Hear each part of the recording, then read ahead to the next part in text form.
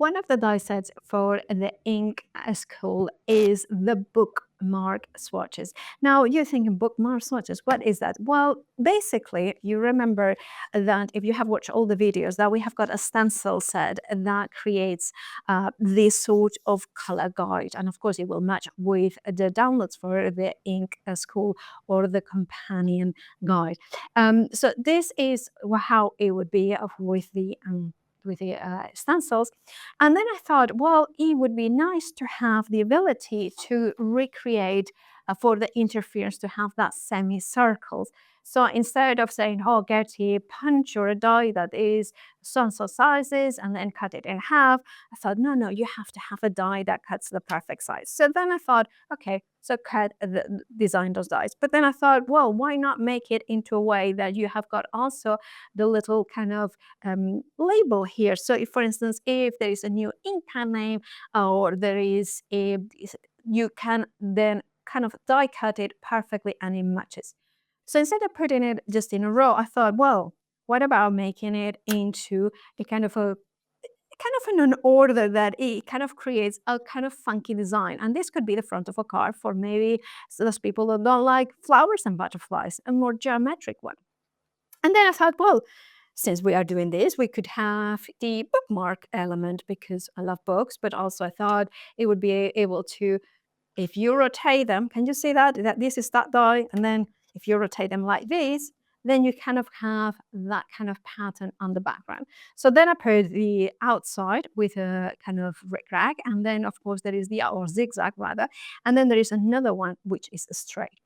Of course, then if it's a bookmark, it needs to have a little handle here, or for the, well, no more than handle, like kind of a element to put the ribbon through. So that one is also included. And also, of course, because you have, I said, well, then let's give circles that match perfectly that guide. And then, of course, you can put some acetate and put some dry flowers or maybe some coins or memorabilia. So that could work as well for memory books. So again, there's lots of different things that you can do it. But more importantly, this is what I wanted to do as well. It's not only that it's going to match. If I put this, you can see it here, that is going to match perfectly as well your stencil. So if I put it like this, you will be able to see that matches perfectly that, can I see it there? Can you see it? It matches perfectly the stencil, but also is for cardstock because we also like to have coordinating cardstock. So what I've done here is I have used, so I like these colors, and I have done them with the a little tint of the colors, so the lighter colors and the darker ones. And then I kind of thought, well, what about die cutting the circle so I can see how they look maybe with gold mirror colors, or what about with silver? What about with gray? What about with black? So you only have to do these ones once, and then you have to do these ones with all the color combinations you like. You have got the back that you can write what they are, and they may become like those swatches. You could do the same thing with your stencil that you have done in here, because then again, it allows you to see, maybe for instance, this one looks a little bit too harsh with black, maybe with gray, that looks really cool. Does it work with silver? Does it work with gold? And you can do that with other colors. Also, for instance, gold, I really like that. That makes me more Christmas. And that is kind of a way to work with the colors. You have got some extra bits as well, and I'm going to explain what you are getting, because you have got those oval here and the semi-oval that more like squished, and then the one that is more kind of more less squished even away, and that is those ones that will match perfectly your stencil set from the swatches stencil set from the ink school, and that allows you to create the perfect reference guide for your ink pads in here. As you can see that especially when you are talking about interference colors and metallics and color shifts, you want to have a black card to highlight the difference between the inks on white or black card. So this, as I said, is really versatile. And of course, you can make cards as well and other elements with it. That is, of course, the bookmark swatch set from the ink school. if you are like me, or like many, many crafters out there, you gather a collection of ink pads that you love, and you want them to be as easily accessible as possible. You want to find the right color easily, right? Well, one of the best ways to store them is with the ink storage systems, whether it is your homemade with dies like this one, or whether it is the one that Lisa Horton has brought up. They're all fabulous situations. But if you put that one aside, it's sometimes hard to know exactly which ink pad is where, right? So what I thought we could create is an ink system that allows you to not only have got the name of it, but also enough space to have a color reference that is true to the color inside. And the best way to do that is with a die set that is called the ink labels die set. It's from the ink school, and what it does is well, if I show it to you, you're thinking, oh well, that's just cut some rectangles and some half rectangles. So what's the whole thing about it? Well, there's matching and downloads, and remember, for any downloads, there's a QR code on the screen. Scan it and it'll take you directly to that section of the website. So this one is, there's a printout here that I have done already. And what you want to do is take some double-sided adhesive sheets, and of course you can find Lisa Horton has her own.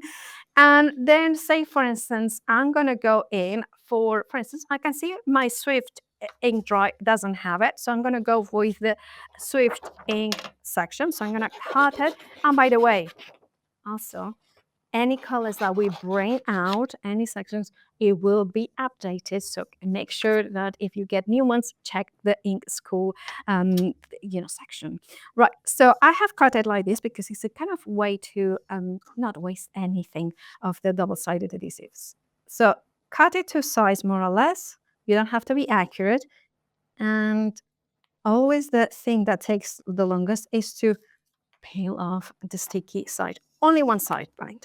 And you can see in here, I can see the lines more or less, so you can see them a little bit. Now, I have printed out into the 160 GSM paper, super smooth, from Lisa Horton, because I think it gives you a super smooth results, very good printing, and it's also consistent with super smooth cardstocks, which means that it's going to be a true representation of color.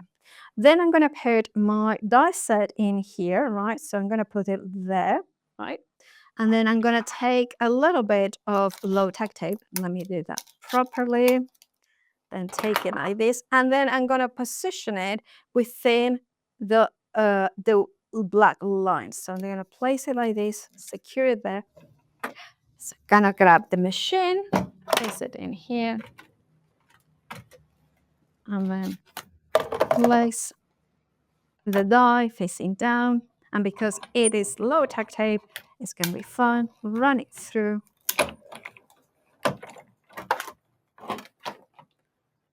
Put the cutting machine aside.